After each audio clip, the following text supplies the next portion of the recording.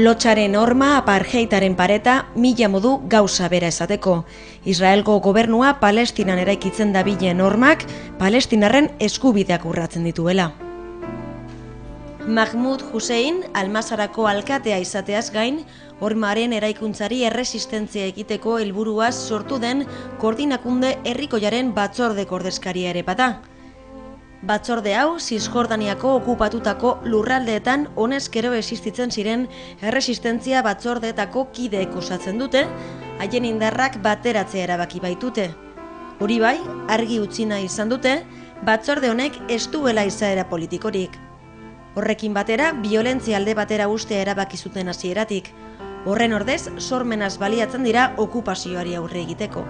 Hortaz, martxak, grebak eta manifestazioak egiteaz batera, bestelako ekimen berritzaileak ere egiten dituzte, besteak beste aldarrikapenak nagusi dituen futbol partiduak antolatzen dituzte.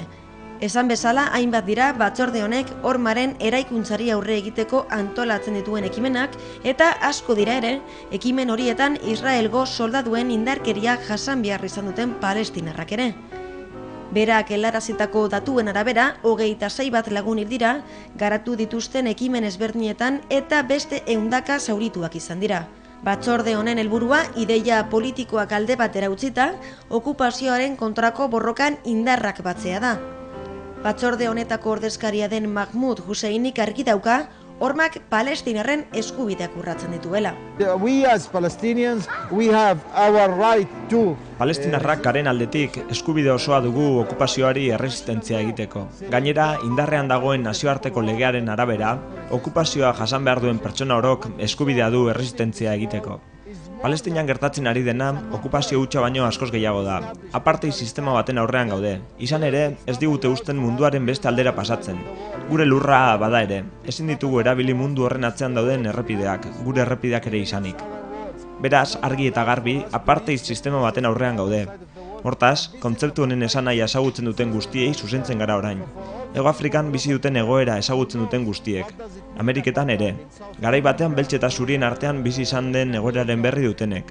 Une honetan Palestinara joz gero, zera ikusiko dute. Dagoeneko 2010 urtean bagaude ere, apartheid sistema oraindik ere existitzen dela. Ez da bidezkoa.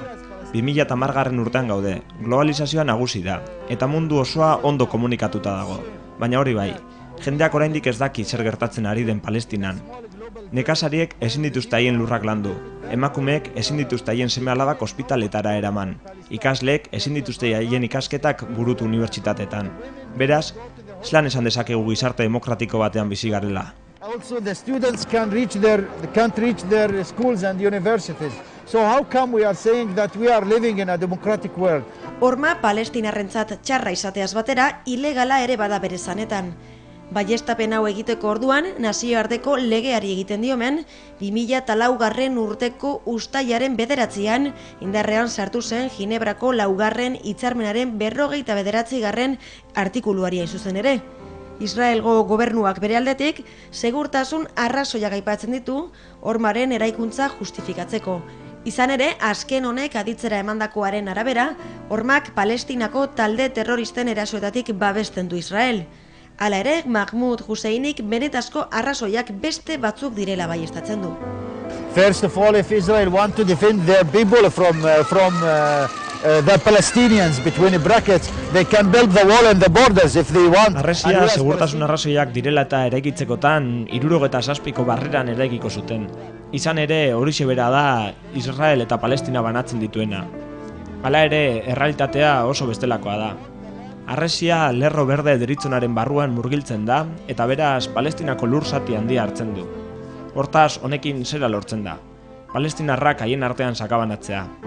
Kantoiak sortzen dituzte, palestinarren arteko komunikazioa galarazteko. Horrela, palestinarren batasuna galaraziz, estatu palestinarra sortzea ere galarazten dute. Izan ere, ez zuten inoiz lortuko lurralde jarraia. They can build on the borders, and I think that the easiest solution is to give back the Palestinian rights. There will be no war and there will be no need for walls.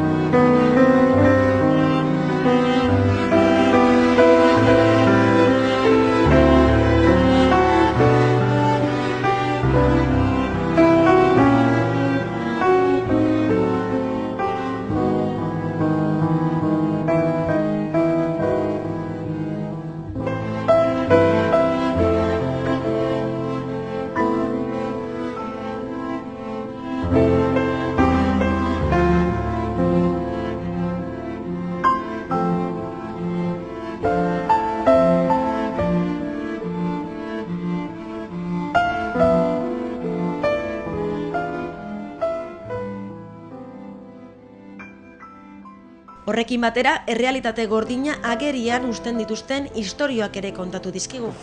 For example, in some areas in West Bank, the people have no access to their land. The farmers became refugees in their land. Even they didn't push them out, but they took their land. Gune batzuetan jendeak ez dauka bere lurzorura sartzeko aukerarik. Beraz, baserritarrak ez dira haien lurzoruetan sartzen. Haien lurrak kentzen dizkietelako. Kontuan hartu behar da, Palestinako biztanleriaren 70% nekazaritzaren sektorekoa dela, eta beraz, haien dirusarrera iturri nagusia galtzen dutela. Israel ur erreserba garrantzitsuenetako bat da, eta beraz, palestinarrek ur hori edateko aukera galtzen dute. Jendeak ez da aukerarik gabaz, hirietan sartzeko. Hezkuntza, osasuna, dena dago mugatuta arrazoi honengatik. Politikoki mundua antolatzen badute haiek nahi duten erara, isolatuta geratuko gara, kantoietan biziko gara. Gainera, orduak eta orduak eman behar dituzu hirira heltzeko, zure lanera joateko alegia. Beraz, hainbeste ordu eman behar badituzu lanera heltzeko, jendea azkenean hirira doa bizitzera. Israelgo gobernuaren estrategia da hau, azken finean haiek nahi dutena zera da. Palestinako biztanleak Palestinako 8 hiri handinetara mugatzea, arrazoi batez inguratzea eta giltzapetuta ustea. Hauek dira benetazko arrazoia. 48% of West Bank, and we will live in cantons. So how come we are going to build our Palestinian state? Eragile sozial eta ekonomiko guztien implikazioa eskatzen du, hormaren eraikuntza bertan bera usteko. Horrekin batera nazio batuei mezu zuzena bialtzen die. Izan ere, ez du ulertzen zergatik munduko bestelako gatazka batzuetan esku hartzen duen eta zergatik ez duen gauza bere egiten Palestinaren kasuan.